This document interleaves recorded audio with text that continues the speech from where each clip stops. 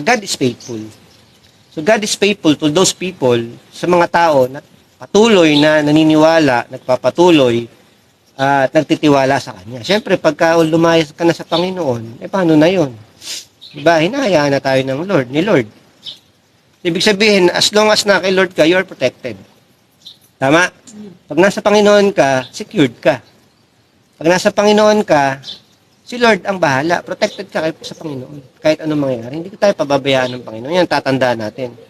Kaya kahit anong attack ng kaaway sa'yo, basta na kay Lord ka, tapat si Lord sa'yo, do not worry, sabi nga. Diba? Do not worry.